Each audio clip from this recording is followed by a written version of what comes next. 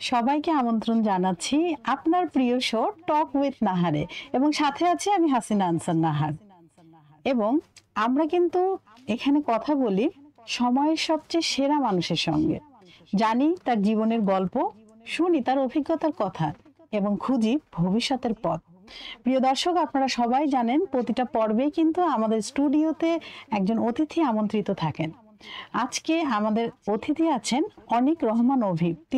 তিনি একজন মডেল, অভিনেতা, আবার তিনি কিন্তু একজন গায়কও, মানে তার অনেক গুণ। তো চলুন দর্শক, আমরা অভির সাথে কথা বলি। অভি, কেমন আছো? আলহামদুলিল্লাহ, খুব ভালো আছি। তুমি কেমন আছো? এই তো খুবই ভালো আছি এবং তোমাকে দেখতে খুবই ভালো লাগছে। Thank you so much. তোমাকেও অলওয়েজ একটা প্রিটি সাজ দিয়ে থাকো, খুব ভালো লাগে এটা। Thank you so much. তো কি নিয়ে ব্যস্ততা চলছে? আচ্ছা, এখন তো ঈদ সামনে চলে এসেছে, ঈদের প্রচুর নাটকের কাজ করছি। আর এবার ঈদে আমার একটা গান রিলিজ করছে, সেটার প্রিপারেশন নিচ্ছি। এবং হয় না যে নাটক যখন বাইরের অন্য প্রডিউসারদের কাজ যখন করি তখন কিন্তু প্রেশার থাকে না, জাস্ট শুটিং করে চলে আসে, দ্যাটস ইট। নিজে প্রোডাকশন থেকে কোনো কিছু করতে গেলে সেটা আসলে একটা প্রেশার, আলাদা একটা কাজ করে। তো গানটা আসলে প্রথম রিলিজ করছে, তো আমার কাছে মনে হয় যে এটা আমার জন্য একটা বড় প্রেশার এবং আমি চেষ্টা করছি সেটার যাতে যেভাবে যেটা করা দরকার।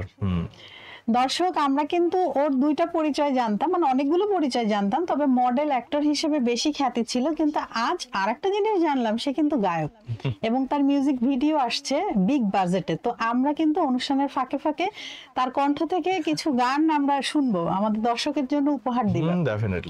আচ্ছা, মডেলিং থেকে অভিনয় আসার শুরুটা কিভাবে, মানে এই গল্পটা জানতে চাচ্ছি। আচ্ছা, মডেলিং থেকে আসলে না, আমার স্টার্টিংটা যদি আমি বলি, আমি হচ্ছে অ্যাজ এ প্রেজেন্টার আমি কাজ করেছি কয়েকটা বেসরকারি চ্যানেলগুলোতে। That time they are very famous. তো ওখানে শুরুটা কোন চ্যানেল থেকে ছিল? এটিএন বাংলা থেকে। কারণ তোমার সম্পর্কে আমরা এই তথ্যটা কিন্তু জানতাম না, বিশেষ করে আমি জানতাম না। না, আমার আসলে স্টার্টটা তো বেশ আগে, কারণ আমি 2008 এ হচ্ছে আমি এসএসসি দেই এবং সেটা দিয়েই হচ্ছে আমি অ্যাজ এ প্রেজেন্টার কাজ শুরু করি। That time I was so young. একদম তখনকার সাথে এখনকার মিল একদমই নাই। আর তখন একসাথে অনেকগুলো চ্যানেলে কাজ করতাম অ্যাজ এ প্রেজেন্টার, এবং সেখান থেকে আসলে মডেলিং এর স্টার্ট। প্রিন্ট মিডিয়াতে ভিজুয়ালে কাজ শুরু করলাম, এরপর হচ্ছে নাটকে আস্তে আস্তে করে স্টার্ট করা এবং সেই সাথে মুভি। বাহ, আর এখন গায়ক। দর্শক, অনেক গুণে গুণান্বিত আমাদের অভি।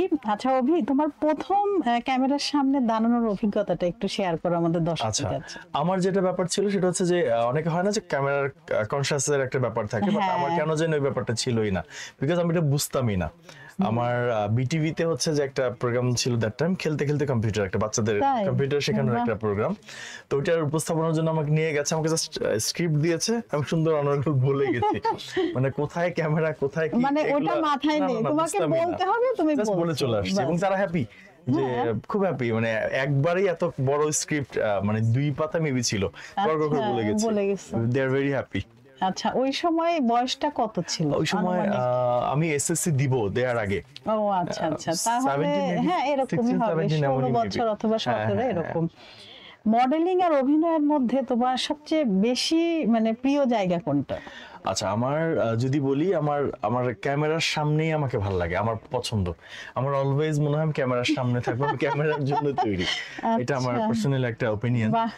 তুমি খুব ভালো করে জানো সম্পর্কে, তোমার সাথে আমার অনেক ইভেন্টে দেখা হয়, অনেক প্রোগ্রামেও কিন্তু অভি থাকে, আমাদের গেস্ট হয়ে থাকে। এবং রিসেন্ট আমার বাংলাদেশের ঐতিহ্যবাহী রান্না 100 রেসিপি 6ষ্ঠ খণ্ডের প্রকাশনা উৎসব এবং এক্সক্লুসিভ অ্যাওয়ার্ড ফাংশনে কিন্তু অভিও হচ্ছে বেস্ট মডেল এবং অ্যাক্টর হিসেবে অ্যাওয়ার্ড পেয়েছে। একদম। আর আমার হয় না আপু যে আমার কাজ খুব পছন্দ, আমার তুমি কাজের মানুষ, আমি এভরিডে কাজ করি, এভরিডে আমার কাছে মনে হয় যে ক্যামেরা মানে হচ্ছে আমার ঘরবাড়ি, এবং যারা কাজ করে তাদেরকে তুমি খুব পছন্দ করো। আমি খুব পছন্দ করি, আমি অলস মানুষ একদম পছন্দ করি। আমি নিজে এটা আমি জানি, আমি আজকে হয়তো আমার শুটিং নেই বা সামহাও আমি ঘরে আছি, আমি সারাদিন শুয়ে বসেই থাকবো, বাট কাজ পাগল মানুষ আমি পছন্দ করি। আমি নিজে যেমন আমি ধরো এমনিতে গাড়ির মধ্যে ঢুকে আমার বালিশ নিয়ে ঘুমায় পড়ছি, ব্যাপারটা এরকম, সেটা আলাদা। বাট যখন আমি সামনে থাকি আমি প্রচন্ড অ্যাক্টিভ। আমি যখন একটা শুটিং সেটে থাকি আমার কখনোই মনে হয় না যে 1 ডাকের বেশি আমাকে 2 ডাক দিয়ে আমাকে মেকআপ রুম থেকে বের করতে হয়েছে। সো এই ব্যাপারগুলোতে আমি যথেষ্ট, ওই যে বললে যে ঘরের মানে ঘরই মনে হয় ক্যামেরা, একদম একদম আমার কাছে মানে হ্যাঁ, আমার কাছে ক্যামেরা ব্যাপারটা মনে হয় কি যেটা আমার, এই জায়গাটা আমার। হ্যাঁ, ক্যামেরার সামনে আসলে আমি হ্যাপি। হ্যাপি, দারুণ। দর্শক, কত তথ্য আমরা আজকে জানছি, আর অনেক তথ্য বের করব আমি অভির কাছ থেকে।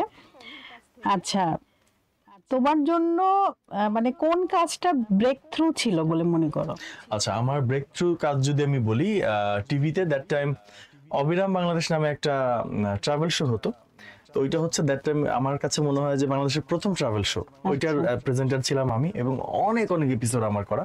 ওইটা টিভির জন্য আমার একটা ভালো অপশন ছিল, বাট ফিল্মে হচ্ছে আমার ফার্স্ট মুভি।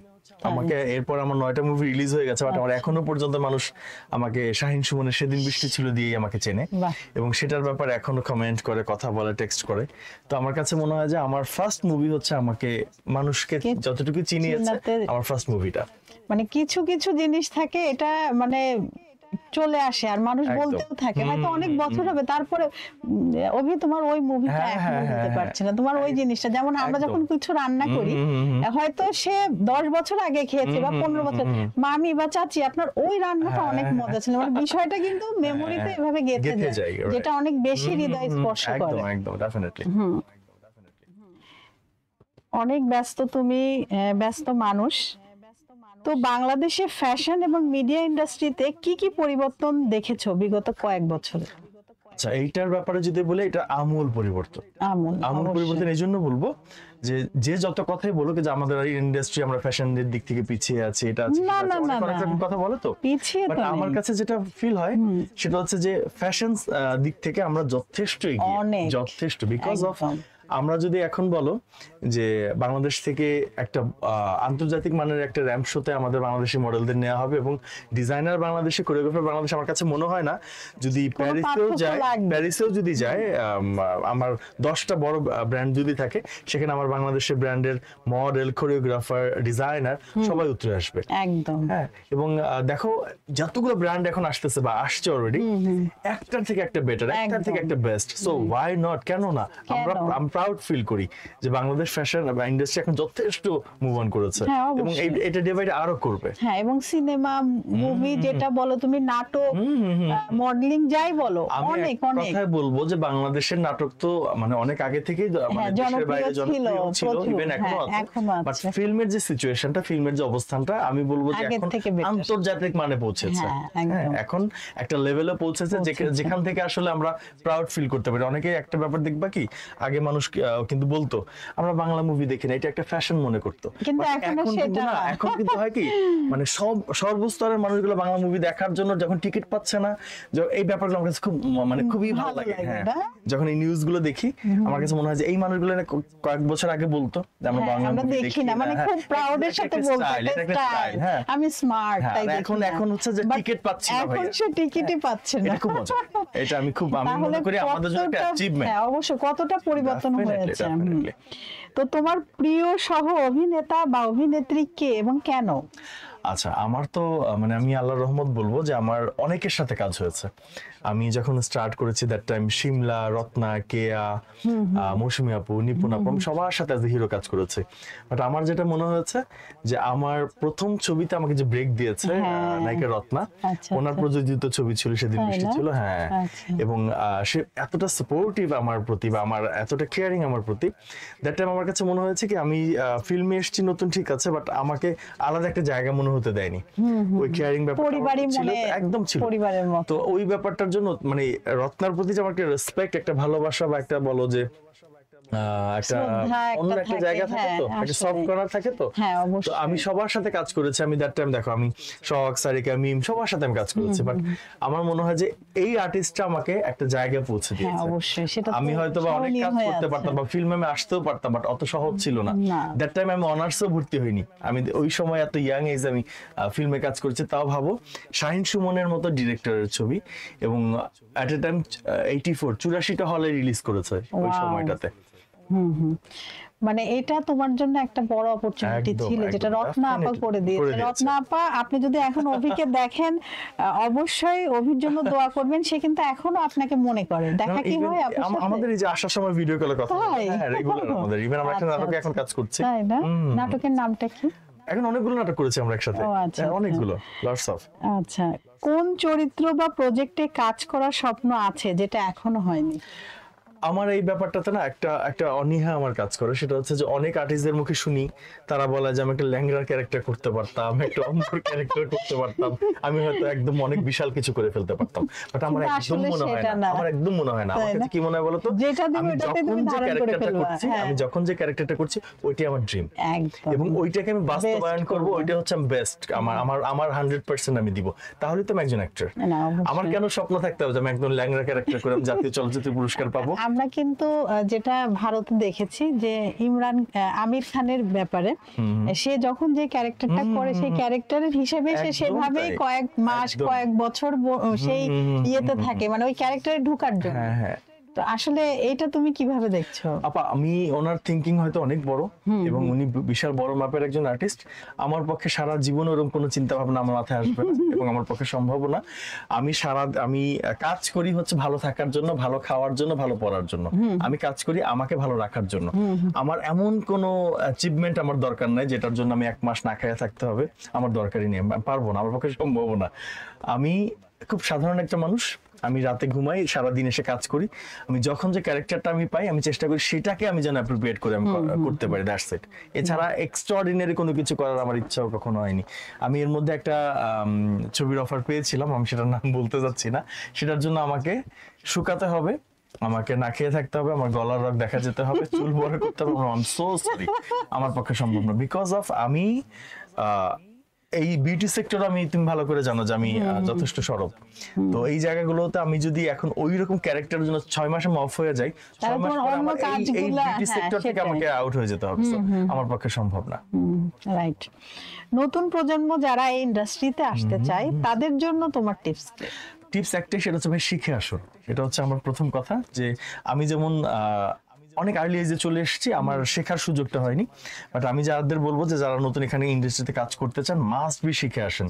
নাচ শিখতে হবে, গান শিখতে হবে, অভিনয় শিখতে হবে, আবৃত্তি করা শিখতে হবে, আপনার কথার ফ্লুয়েন্ট ব্যাপারটা থাকতে হবে, এবং আপনি যখন যেটা বলছেন সেটা স্পষ্ট বলছেন কিনা সেটা খুব জরুরি, মানে এবং শ্রোতা বুঝতে পারছে কিনা ডেফিনেটলি, এবং সবথেকে বড় কথা অ্যাটলিস্ট এডুকেশনাল ব্যাকগ্রাউন্ডটা স্ট্রং থাকা স্ট্রং, এটাই হচ্ছে মেন। হ্যাঁ, এটা খুব জরুরি। এজন্য বলবো যে আমি এসেছি একটা সেক্টরে, বাট সেখান থেকে কিন্তু এখন আমি সবগুলো সেক্টর বিচরণ করতে পারছি, কারণ হচ্ছে কি আমার পক্ষে সম্ভব, আমি পারছি, বাট আমার পক্ষে যদি না সম্ভব হতো, বা গড গিফটেড অনেক ব্যাপারগুলো থাকবে, সেটা কিন্তু সবার সাথে না।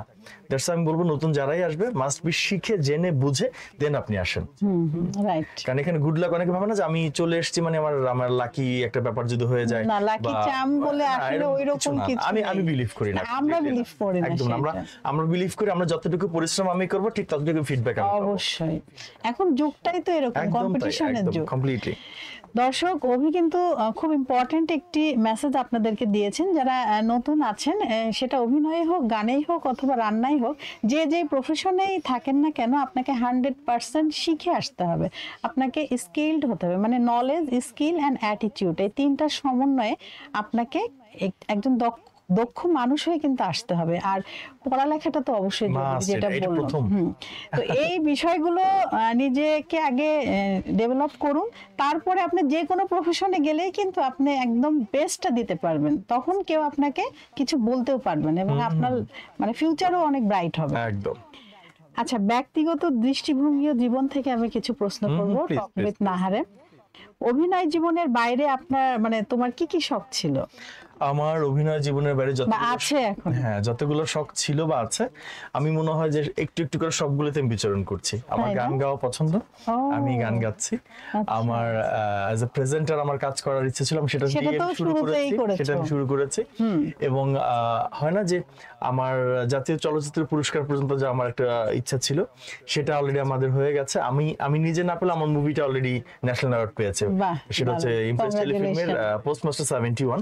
এবং যখনই ন্যাশনাল অ্যাওয়ার্ডটা হয়, আমার একটা বড় ছবি ওখানে থাকে, দেখবা ইয়ের সামনে, হ্যাঁ ভিতরে যে চিনমতির ওখান থেকে ঝুলে থাকে, ওইটা আমার কাছে অনেক বড় অ্যাচিভমেন্ট মনে হয় এবং আমার ভালোও লাগে। বাহ, কংগ্রাচুলেশন। Thank you. কোন ঘটনা বা মানুষ তোমাকে গভীরভাবে প্রভাবিত করেছে? আসলে এই সেক্টরটা হয় কি তোমার ধরো তুমি আজকে কাজ করছো কালকে করছো না, কালকে কিন্তু তোমাকে কেউ মনে রাখবে না, হ্যাঁ এটা একটা ব্যাপার। এটা কিন্তু রানিং থাকতে হবে। একদম একদম। আরেকটা বিষয় হচ্ছে যে এই সেক্টরের মানুষগুলো তোমার সামনাসামনি যতটা আপন বা যতটা ক্লোজ মনে হচ্ছে, সেটা কিন্তু অফ আসলে ক্যামেরা না। কিন্তু সেটা মনে হয় না, সেই ব্যাপারটা কিন্তু একদমই আলাদা। আলাদা। তো এইরকম কিছু মানুষের সাথে হয় না যে আমার আমার গন্ডিটা ভীষণ ছোট।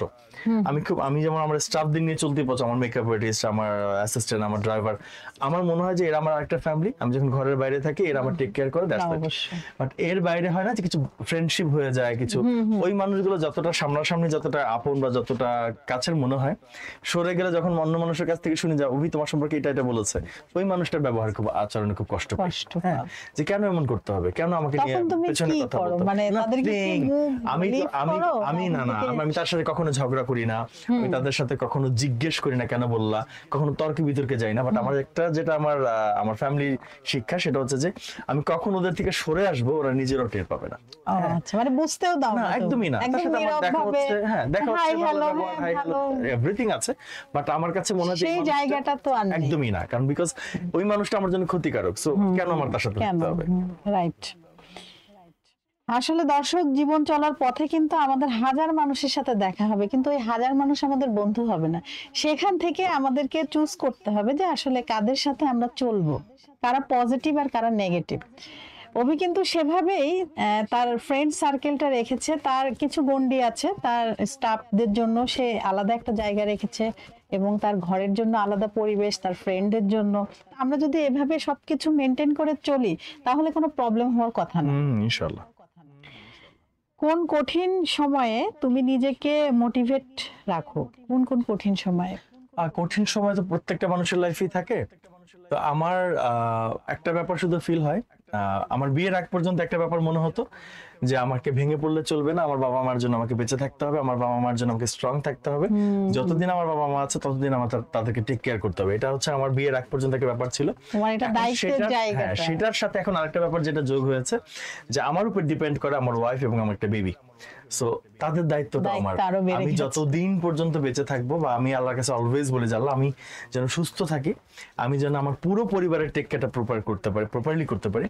সেইটা হচ্ছে আমার একটা ব্যক্তিগত একটা মানে আস্থার জায়গা, যে আমি যেন আমাকে ভালো রাখতে পারি, কারণ আমি আমাকে ভালো রাখতে পারলে আমি আমার ফ্যামিলিকে সবাইকে ভালো রাখতে পারি। Right. দর্শক, আমরা কিন্তু প্রায়ই ভুলে যাই এবং ভুলও করি। সবাইকে ভালো রাখতে গিয়ে নিজের কথাটা ভুলে যাই, কিন্তু আসলে নিজেকে তো প্রথমে ভালো রাখতে হবে। আপনি যদি সুস্থ সুন্দর না থাকেন তাহলে আপনি কিভাবে আপনার পরিবারে টেক কেয়ার করবেন? এই বিষয়টা আমাদের মাথায় রাখতে হবে। আগে নিজেকে সুস্থ সবল রাখতে হবে, সুন্দর লাইফস্টাইল রাখতে হবে। খাবার অনেক বড় একটা বিষয়, আমি অভির কাছে আসবো খাবার নিয়ে। তো খাবার আসলে আমরা সিলেক্ট করব, অনেক খাবার খেয়ে ফেললাম এটা কিন্তু না। চাইলে আপনারা কিন্তু একটা পুষ্টিবিদের পরামর্শ নিতে পারেন, যে এমন কিছু খাবার আমরা সিলেক্ট করব আমাদের খাবারের তালিকায় যেটা খেলে আমরা প্রপার পুষ্টিটা পাবো। তুমি কিভাবে খাবারটা মানে হ্যান্ডেল করছো? কোনো পুষ্টিবিদের পরামর্শ? না আপু, আমি একটা কথা বলি, সেটা হচ্ছে যে আমার যেটা একটা বিষয়, সেটা হচ্ছে যে আমি আছে না যে অনেক বেশি ডায়েট কনসিয়াস না। আমি যেটা মনে করি যে আমি যে খাবারগুলো আমার জন্য হার্মফুল আমি একটু কম খাই। আচ্ছা, আমি যেটা আমার হয় না যে আমার এই খাবারটা খুব পছন্দ, আমি সেটা খাবো, বাট একটা লিমিট ওয়াইজ আমি খাবো। হয়তো একটু বেশি খেলে পরবর্তী ওইটা আবার আমার একটা মিলাম, সেটা অ্যাডজাস্ট করে নিই। তো আমার কাছে মনে হয় যে এটা প্রত্যেকটা মানুষ, নট অনলি মিডিয়া পারসন, প্রত্যেকটা মানুষের লাইফে হয় না যে একটা খাবারের একটা সুন্দর তালিকা থাকা উচিত, যে আমার পছন্দের একটা খাবার আমি সেটা খেতেই পারি। এখন আজকে খেয়েছি বলে আমি কালকেও খেতে হবে নট নেসেসারি, কালকে আমি গ্যাপ দিই, আবার দুদিন পর ওটা বুঝে নিজেকে করে ফেলতে হবে। ওইভাবে আসলে করি। আর ওইভাবে না প্রপার ডায়েট আমার পক্ষে করা সম্ভব না, বিকজ আমি অনেক ভোজন রসিক, আমি ভীষণ। আর আরেকটা ব্যাপার হচ্ছে যে অনেকেই বলে যে জিমে কেন যাও না, আমি আসলে যেতে চাই, আমার ওই প্রপার টাইমটা হয় না। বিকজ তুমি জানো যে নাটকের call time very early morning থাকে, 6টা 7টা, আবার সেখান থেকে ফিরে আসতে রাত 12টা 1টা। তাহলে তুমি কখন জিমে যাবে? কখন জিমটাতে আমি যাব? আর আমাদের বাংলাদেশের একটা ব্যাপার হচ্ছে যে আমি ইন্ডিয়াতে কাজ করেছি, তখন ওখানে দেখেছি কি যে আমাদের আর্টিস্টদের জন্য কেউ স্টু খাচ্ছে, স্যুপ খাচ্ছে, টমেটো স্যুপ খাচ্ছে, এই ব্যাপারগুলো মানে একটা হেলদি option আছে, এটা হচ্ছে আর্টিস্টদের জন্য। বাট বাংলাদেশে কিন্তু আমাদের দুই একজনের জন্য হয়তো আছে, সাকিব খানের জন্য হয়তো আছে, শাবনুরের জন্য হয়তো আছে, বাট আমরা যারা রেগুলার আর্টিস্ট, আমরা যারা সাধারণ আর্টিস্ট, আমাদের জন্য কিন্তু ভাত, বাংলা ভাত, খেলে খান না খেলে নাই। হ্যাঁ, এই ব্যাপারটা তাহলে এরকম। তুমি কি ক্যারি করো তোমার না, খাবারগুলো? অলওয়েজ তো সম্ভব হয় না। সম্ভব হয় অলওয়েজ না, সম্ভব এত হয় না। যেমন আমি যদি কিভাবে? সিটির মধ্যে কাজ করি, হ্যাঁ হয়তো আমার পছন্দের মতো খাবার আমার অ্যাসিস্ট্যান্ট এনে দিচ্ছে বা আমি কিনে খাচ্ছি, ব্যাপারটা এরকম। বাট যখন আমি আউটডোরে 2 দিন 4 দিন 5 দিনের জন্য চলে যাচ্ছি, তখন তো সম্ভব না। কোনোভাবেই সম্ভব না। আর হয় না যে তোমার যে যখন দেখবা যে গ্রামের মধ্যে বসে শুটিং করতেছি, খাবারের টেবিল মাছ ভাত ডাল দিয়ে মাংস দিয়ে সাজাই দিছে, তখন ইচ্ছে করবে না যে তোমার আলাদা করে না স্যুপ ডাল দিয়ে আমি ওই খাই। ফ্রেশ খাবার, ফ্রেশ একদম, একদম, মশলা, এটাই। হুম, হুম, হুম। তো তোমার লাইফের মন্ত্র কি, প্রিয় উক্তি কি, মূল মন্ত্রটা কি? প্রিয় উক্তি আর মন্ত্র যদি আমি বলি, সেটা হচ্ছে যে প্রথমত ভালোভাবে বেঁচে থাকতে চাই। এটা হচ্ছে আমার প্রথম একটা দাবি এবং প্রথম একটা আমার সুস্থ, নিজেকে, সুন্দরভাবে। এবং এই চাওয়াটা হচ্ছে আমার নিজের কাছে।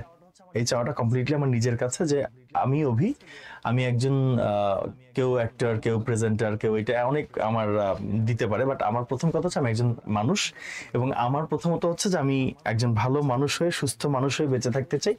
এইটাই হচ্ছে আমার প্রথম অভিমত, এবং প্রথম হচ্ছে যে আমাকে ইন্সপায়ার করে এই কথাটাতে, যে আমি ভালো ভালো থাকতে চাই, এটা খুব জরুরি।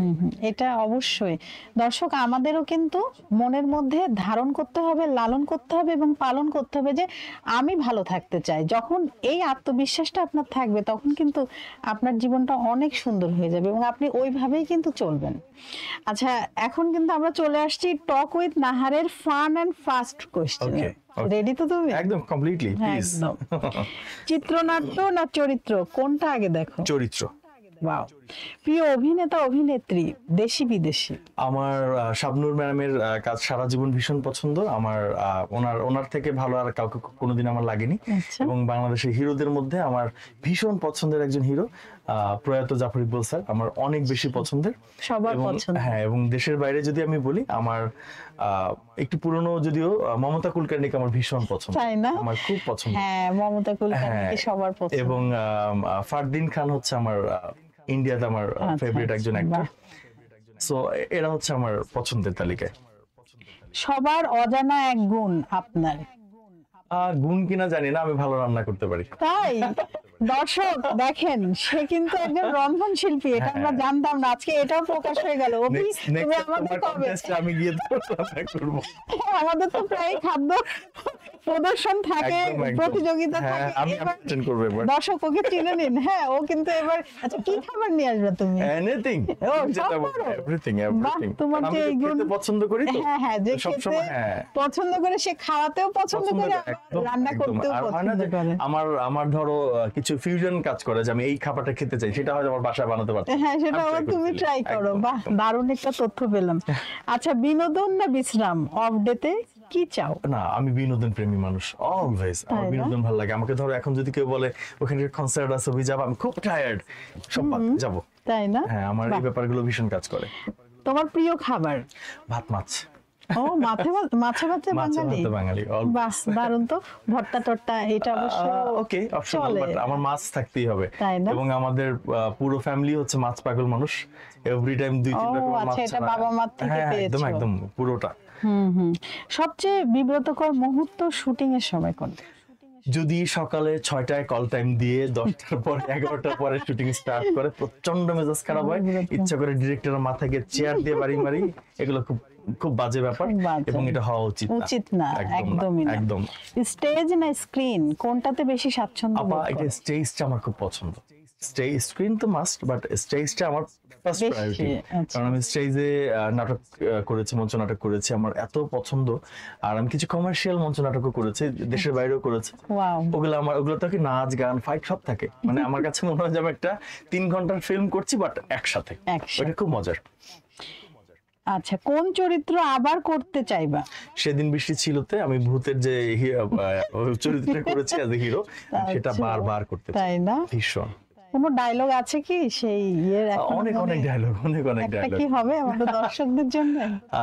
ওইটাতে হচ্ছে যে আমি যখন মরে গিয়ে আমি হতে অ্যাজ এ ভূত আবার ভূত ফিরে হয়ে আসি, ফিরে হ্যাঁ, আসো। ফিরে ও, আসি। আচ্ছা আচ্ছা। তখন এসে রত্নাকে হচ্ছে মানে ডাকি, মানে আমার হয় না যে ওই শুধু আমাকে দেখে, এরকম একটা ও ব্যাপার। আচ্ছা, তো তখন অনেক আমি মজার। রত্নাকে শুধু একটা ডায়লগে, আমি ওই ডায়লগটা ছোট্ট করে আমি বলছি অডিয়েন্সের জন্য। সেটা হচ্ছে যে, ফুল তুমি কি আমাকে ভুলে গেছো? কি করে পারলে ফুল? আমি না তোমার বিশাল, তুমি না সারা জীবন বলেছিলে যে বিশাল আর ফুল সারা জীবন একসাথে থাকবে। কই ফুল, তুমি তো আমাকে খুঁজছো না, কই ফুল, দেখো এই দেখো আমি তোমার বিশাল, তুমি কি করে আমাকে ভুলে গেলে? তুমি না বলেছিলে আমার সারা জীবন ফুল আর বিশাল একসাথে থাকবো, কই তুমি তো কথা রাখোনি। আমি রেখেছি, আমি মরে গিয়েও আবার ফিরে এসেছি শুধু তোমার জন্য। এসো ফুল, এসো, তোমাকে নিয়ে অনেক দূরে চলে যাব, কেউ আমাদেরকে খুঁজে পাবে না। ফুল চলো, চলো আমার সাথে। এভাবে করেছি। অনেক আগে তো বেশ। হ্যাঁ, রত্নাপা দেখলে তারও সেই স্মৃতিচারণ হবে, এখনো হয় না? এখন আমরা ডিসকাস করি। আচ্ছা, জীবনের মজার একটি ঘটনা। আমার জীবনের অনেক মজার একটা ঘটনা, সেটা হচ্ছে যে আমার অনেক অনেক আছে, সেটার মধ্যে একটা ঘটনা হচ্ছে যে আমি এটা মজার এবং একটু ঝামেলা মিলিয়ে, সেটা হচ্ছে সিরাজগঞ্জে হচ্ছে আমার একটা নাটকের শুটিং ছিল। আচ্ছা, আমার 17 ছিল হচ্ছে ঢোকা, রাতে ঢুকবো, আমি 18 থেকে আমি কাজ শুরু করব। তো আমি সামহাও ভুলে গিয়েছিলাম, আমার মনে হচ্ছিল 17 থেকে আমার কাজ। আচ্ছা, আচ্ছা। আমি আরেকটা জায়গার কাজ কোনো রকমে শেষ করে রাত 12টা 12টা বেজে গেছে। তখন আমি আর্লি মর্নিং গিয়ে যে হোটেলটাতে আমি ঢুকে গিয়ে রিসেপশনে বলছি যে আমার রুম এটা সেটা, না ওখানে তো রুমে অলরেডি মানুষ আছে। মানে কি, আমার তো রুম অলরেডি রাখা। পরে আমার প্রডিউসার, আপনি কয়তলা আছেন, কোথায় আছেন, বলছে আমরা তো ঢাকাতে, আমরা তো মর্নিং এ রওনা হবো। আমি তো একদিন আগে চলে আসছি, আমার ধারণা ছিল আমি 17 থেকে কাজ করবো। এত কাজ পাগল মানুষ, দর্শক দেখুন। তো ওইটা একটা বেশ মজার ছিল, এবং ওই দিনটা আমি সারাদিন সিরাজগঞ্জ ঘুরেছি এবং অনেকটা এনজয় করছো। হ্যাঁ, আমার ভালো লাগছে, এনজয় ভালো করছো। লাগছে। আচ্ছা, তুমি যদি মডেল বা অভিনেতা না হতে তাহলে কি হতে? আমার বাবা পুলিশ অফিসার, তো আমার বাবা মায়ের একটা স্বপ্ন ছিল যে মেবি আমাদের একটা ছেলে অ্যাটলিস্ট এই সাইডটাতে যাক। আমি যেতাম কিনা জানি না, বাট আমার এই প্রফেশনটার প্রতি আমার প্রচন্ড রেসপেক্ট, প্রচন্ড ভালোবাসা। তোমার কণ্ঠে তো গান শুনতে হবে, আমাদের দর্শকরা অধীর আগ্রহে অপেক্ষা করছে, কিছু গান হয়ে যাক। আমার এই ঈদে যে গানটা রিলিজ করবে, এটা একটা আমার মাদারীপুরের আঞ্চলিক ভাষায় একটা গান আমি ট্রাই করছি। পান দিলাম রত্তি রত্তি সুপারি দিলাম চালে, পান দিলাম রত্তি রত্তি সুপারি দিলাম চালে, কাউয়া ঠোকর মারলো, কাউয়া বসান মারলো, বান্ধবীর ওই গালে না রে। পান দিস কুড়ি কুড়ি সুপারি দিস পনে, পান দিস কুড়ি কুড়ি সুপারি দিস পনে, চুন দেওয়ার কথা তোমার, চুন দেওয়ার কথা তোমার, আসিল না মনে বন্ধু রে। বাহ, চমৎকার।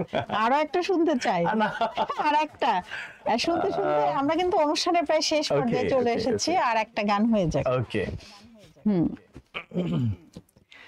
যদি চোখের দৃষ্টি দিয়ে যায় দেখা মনের রঙিন সীমানা, যদি প্রজাপতি হয়ে ওড়ো তুমি, আমি তার হব ডানা। যদি চোখের দৃষ্টি দিয়ে যায় দেখা মনের রঙিন সীমানা, যদি প্রজাপতি হয়ে ওড়ো তুমি, আমি তার হব ডানা। গোপনে গোপনে আসনি কখনো, দিয়েছো শুধু ঠিকানা, জানি না কখন যে এমনটা উড়লো তোমার হয়ে জানা। বাহ, চমৎকার। দর্শক একটা জোরে করতালি হয়ে যাক, খুবই সুন্দর লাগলো। তোমার জন্য অনেক অনেক শুভকামনা। তোমার জীবন, তোমার সংগ্রাম আর তোমার সুন্দর সুন্দর স্বপ্নগুলো সত্যি আজকে আমাদের হৃদয় ছুঁয়ে গিয়েছে। Thank you so much. Thank you. তোমাকে অসংখ্য ধন্যবাদ আমাদের টক উইথ নাহারে আসার জন্য। আর তোমাকে অনেক ধন্যবাদ। আমরা অনেক, আমি জানি না অডিয়েন্স কি ভাববে যে আমি কেন তুমি তুমি করে বলছি। আমাদের সম্পর্কটা ভাই বোনের এবং আমাদের অনেক বছরের সম্পর্ক। আমরা একসাথে প্রচুর ইভেন্টস করেছি, প্রচুর প্রোগ্রাম করেছি। সো আমার কাছে মনে হয় যে আমাদের যে বন্ডিংটা, এই যে আমরা এতক্ষণ গল্প করলাম, আমার কাছে কিন্তু ইন্টারভিউ মনে হয় না, আমারও মনে হয় কথা বলেছি।